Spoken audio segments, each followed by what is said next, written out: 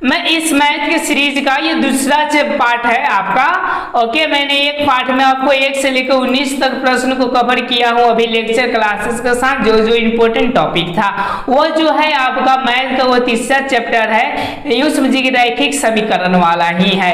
Okay, तो इसमें से हम लोग 20 से प्रश्न लगभग हम लोग 50 करने वाले हैं, जो कि बोर्ड की दृष्टि से बहुत ही इंपॉर्टेंट है, जैसा कि आपको दिखाई दे रहा है कि ये 2020 में पूछा हुआ है। तो चलिए बिना टाइम गवाए हुए ही हम लोग इस प्रश्न को चालू करते हैं। जैसा कि आपको दिखाई दे रहा होगा कि रैखिक समीकरण का आलेख किस प्रकार का होता है, कि जो रैखिक होते हैं, रैखिक का मतलब कि समझिए जिसके पावर 1 होते हैं। ओके, तो ये जो होते हैं 1 के ही जैसे होता है। 1 का मतलब पूरा स्टेट होता है, सरल होता है। तो ये इसका जो राइट आंसर हो जाएगा वो क्या हो जाते हैं, सरल रेखा ही होते हैं। समझ में आ रहा है? यानी यूं समझिए कि आपका जो राइट आंसर हो जाएगा ऑप्शन नंबर कौन सा हो जाएगा, तो बी हो जाएगा। अब चलिए हम लोग एक ही समय प्रश्न को देखते हैं कि क्या बोल रहा है। ये बोल रहा है कि दो चर जैसे कि एक्स वाई में रैखिक समीकरण है x plus b y plus c बराबर 0 के कितने अधिकतम हल संभव है, कि मतलब कि इसके कितने हमारे यूं समझिएगा अधिकतम हल हो सकते हैं, जो कि यूं समझिए कि पॉसिबल है।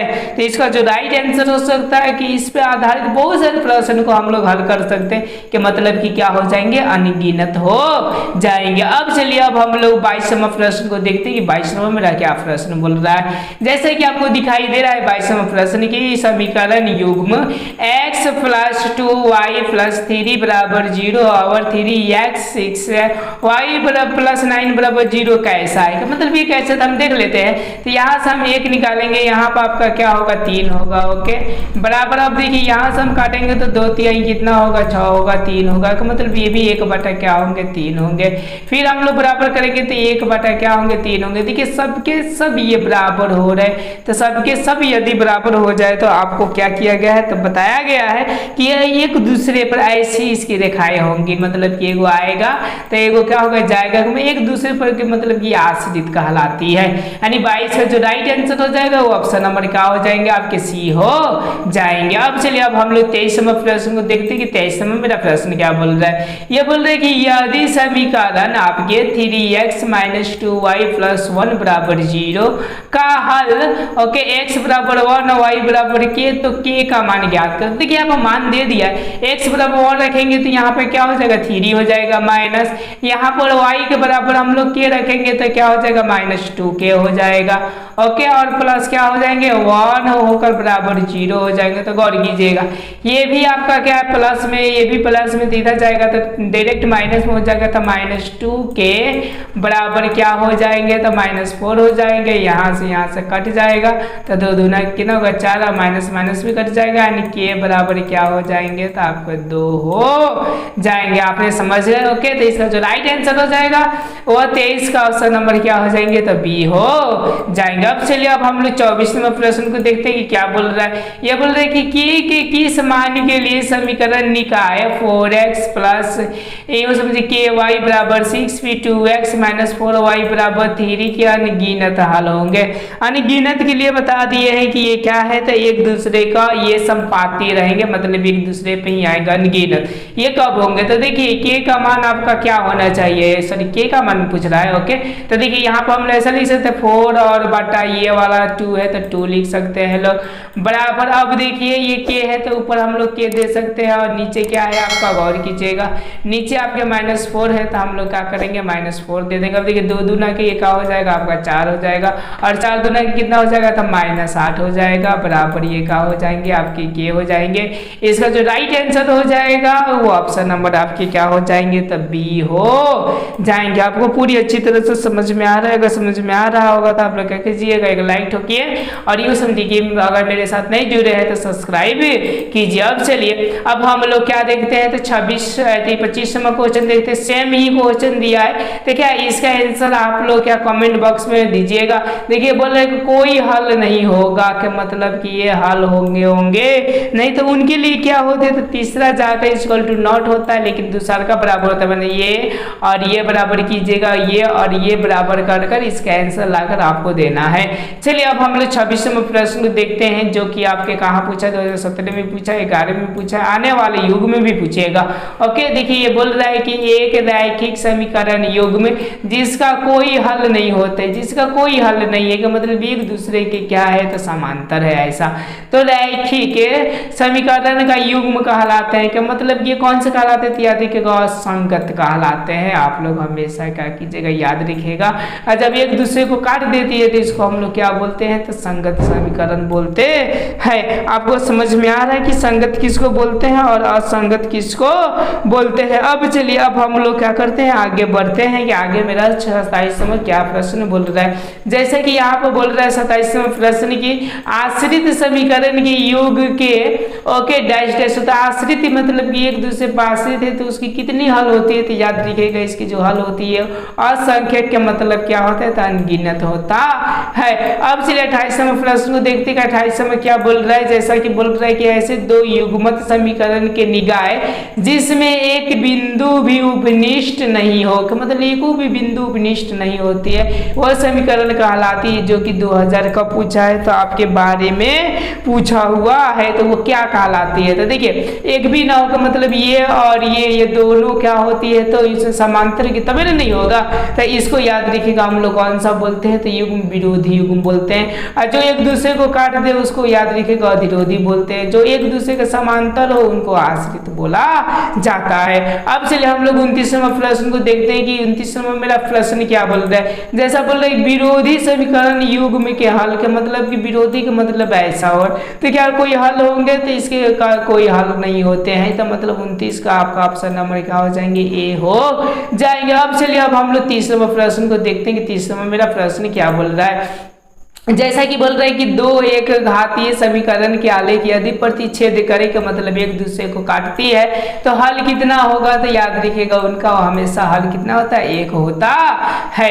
अब चलिए अब हम लोग 31वां प्रश्न को देखते हैं कि 31वां मेरा क्या प्रश्न बोल रहा है। रैखिक समीकरण का आलेख होता है, कि मतलब रैखिक समीकरण जो होते हैं उनका क्या होंगे, तो ऊपर ही बताए कि क्या होते हैं, तो आपके सरल होते हैं। जो कि 2000 ये का पूछा है, तो आपका 22 में पूछा हुआ है। आपको समझ में आ रहा होगा। अब चलिए हम लोग 32वें प्रश्न को देखते हैं। धराधर ये समझिए कि सीरीज आपका बढ़ रहा है। ये बोल रहा है कि समीकरण x माइनस वाई बराबर -4 और x बराबर -3, तो y का मान होगा कि मतलब कि x बराबर -3 यहाँ पर रख दीजिए। गौर कीजिएगा x बराबर -3 माइनस वाई और बराबर क्या हो जाएगा आपका 4 हो जाएंगे। तो गौर कीजिएगा माइनस वाई बराबर क्या हो जाएंगे, तो 4 -4 है और ये माइनस है, तो आपका क्या हो जाएंगे, इधर प्लस जाएंगे तो 1 हो जाएंगे, सॉरी प्लस हो जाएंगे तो 3 हो जाएंगे। तो देखिएगा माइनस वाई बराबर क्या हो जाएंगे, तो -1 हो जाएंगे। माइनस माइनस अपना घर है, तो मतलब जो राइट आंसर हो जाएगा वो ऑप्शन नंबर क्या हो जाएगा, 32 का ए हो जाएंगे। आपको समझ में आ रहा है। अब चलिए हम लोग 33 में देखते हैं। अब बोला असंगत, ओके असंगत समीकरणों का युग्म का हल होता। असंगत का मतलब दोनों कभी साथ में ना हो ऐसा, ओके। तो ये क्या होते थे, इसका कोई प्रकार की क्या होते थे, हल होते। संगत का मतलब एक दूसरे को काटते का मतलब कि एक हल होते हैं। अब चलिए अब हम लोग 34वें प्रश्न को देखते हैं कि 34वें मेरा क्या प्रश्न बोल रहा है। जैसे कि दिखाई दे रहा है आपको 34वां प्रश्न की ये सारे के सारे आपका कुछ हट गए हैं, कुछ मिट गए हैं, ओके। तो ये बड़ी प्रॉब्लम दे रहा है। तो चलिए हम लोग डायरेक्टली जो करते हैं लोग, वो जो करते हैं लोग हम लोग यहाँ से सही से दिया हुआ है, ओके। जैसे कि आपका यूँ समझिए कि 48 से हम लोग क्वेश्चन प्रॉपर करते हैं, ओके। देखिए क्या बोल रहा है 48 नंबर प्रश्न। ये बोल रहा है आपका कि समीकरण निकाय के x और क्या +3y बराबर k -3 और यहाँ पर इतना कह रहा है कि अनंत हल होंगे, मतलब अनंत हल है। तो k बराबर क्या होंगे, तो गौर कीजिए k बराबर आपके क्या होंगे, तो यहाँ से निकालिए और यहाँ से निकालिए। तो देखिए a का वाटा क्या हो जाएंगे आपका k हो जाएंगे, बराबर अगर यहाँ से निकालेगा तो 3 हो जाएगा, ओके।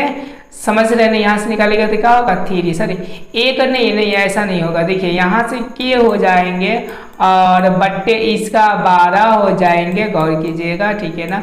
और बराबर और देखिए यहाँ पर और दूसरा का लिखेंगे 3 हो जाएंगे यहाँ पर, और यहाँ पर क्या हो जाएंगे आपका के हो जाएंगे, ओके, अब देखिए ये के क्या हो जाएंगे, के स्क्वायर हो जाएंगे, ये 12 के कितना हो जाएगा आपका 36 हो जाएगा। और देखिएगा जब ये जो स्क्वायर है रूट के अंदर में चला जाएगा, यानी के बराबर क्या हो जाएगा, रूट आपका 36 हो जाएगा। और 36 का क्या होता है, 6 होता है, तो इसका जो राइट आंसर हो जाएगा वो ऑप्शन नंबर क्या हो जाएगा, ये हो जाएगा। आपको समझ में आया। चलिए अब हम लोग 49 नंबर प्रश्न को देखते हैं कि क्या बोलता है। 49 नंबर बोला कि समपाती रेखाएं के लिए शर्त डैश डैश होती है कि संपाती। ओके, संपाती मतलब एक एक दूसरे पर क्या आश्रित है, तो उसमें तो तीसरा का इक्वल टू नॉट होता है। ओके, ये मतलब कि ये आपका क्या हो जाएंगे, राइट आंसर हो जाएंगे। समझ में आ रहा है। ओके, संपाती के मतलब कि एक और भी होता है आपका कंसेप्ट। ओके,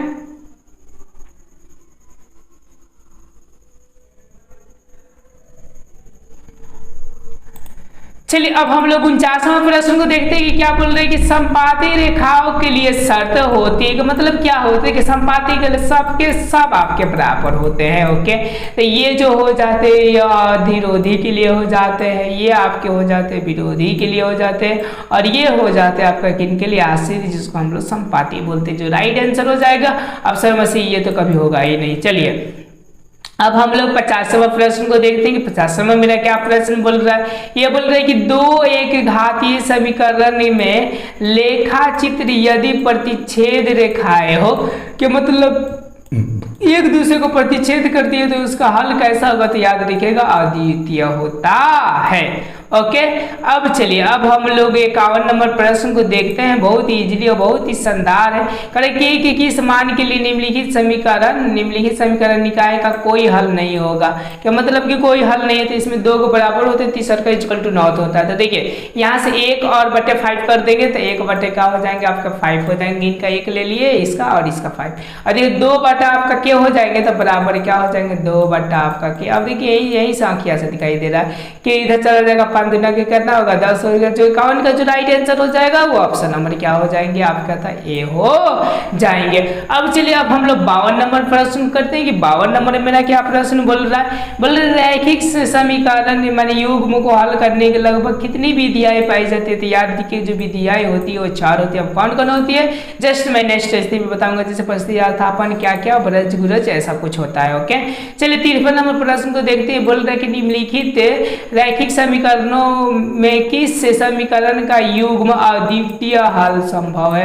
अद्वितीय के मतलब कि दोनों मिलते नहीं है। तो देखिए यहाँ पर 1 और 2 मिल जा रहा है, 1 और 2 तो ये तो कभी होंगे नहीं। ओके, देखिए यहाँ पर 1 और 3 और 1 और 3 ये भी कभी होंगे नहीं, ये दोनों अलग अलग होना चाहिए। 2 और 4 और देखिए 1 और क्या जी 2, गौर कीजिए 1 और क्या हो जाएगा 2 और 4 तो ये भी कट जाएंगे, 2 दूना के 4, फिर 1 और यहाँ पर 2 हो जाएंगे। तो देखिए ये माइनस में हो रहा है। ओके, तो इसीलिए जो राइट आंसर हो जाएगा जो 53 का जो हो जाएंगे। ओके, इसका जो राइट आंसर यही हो जाएगा, ऑप्शन नंबर क्या हो जाएगा सी हो जाएगा। देखिए बहुत बारीकी से दिया है, माइनस प्लस में कंसेप्ट लगाकर इसको क्या करना आंसर देना है, जो कि 2020 से में पूछा हुआ है।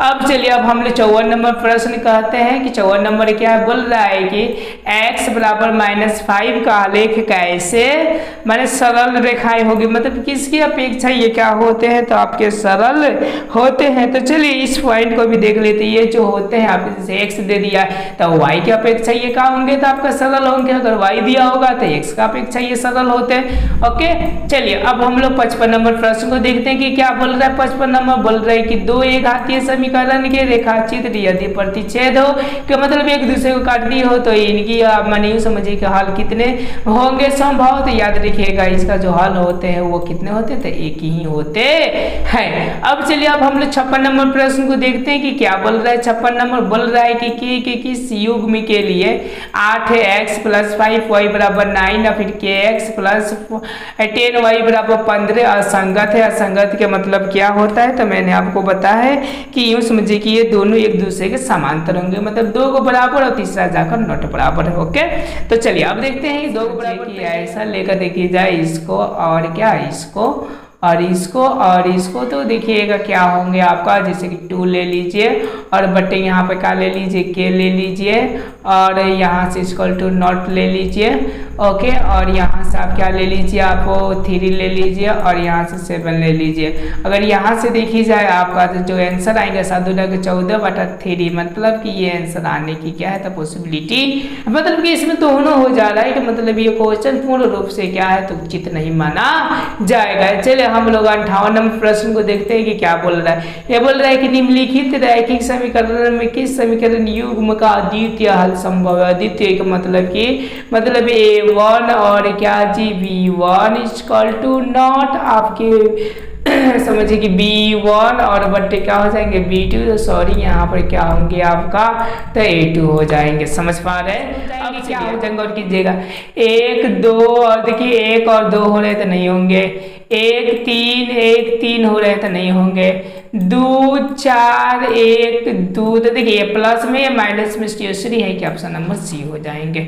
चलिए 59 नंबर हम प्रश्न को देखते हैं कि क्या बोलता है। 59 नंबर मेरा प्रश्न बोल रहा है कि के किस मान के लिए समीकरण x + 2y बराबर 7 तथा 2x + के y बराबर क्या हो 14 समपाती है, तो मतलब सबके सब आपका क्या होंगे बराबर होंगे। ओके, तो ये कितना हो जाएंगे 1/, आपका 2 हो जाएंगे, तो यहाँ पर लिखेंगे 1 और बटा क्या लिखेंगे 2 लिखेंगे, और यूँ समझिए कि बराबर हम लिखेंगे यहाँ पर 2/k, 2/ क्या लिखेंगे k लिखेंगे, तीसरा जैसे गुना करेंगे तो k बराबर कितना हो जाएंगे तो 4, इसका राइट आंसर हो जाएंगे, यानी ऑप्शन नंबर क्या हो जाएंगे आपका सी हो जाएंगे। अब चलिए हम लोग अब 60 नंबर प्रश्न करते हैं, इस वीडियो का अंतिम प्रश्न है।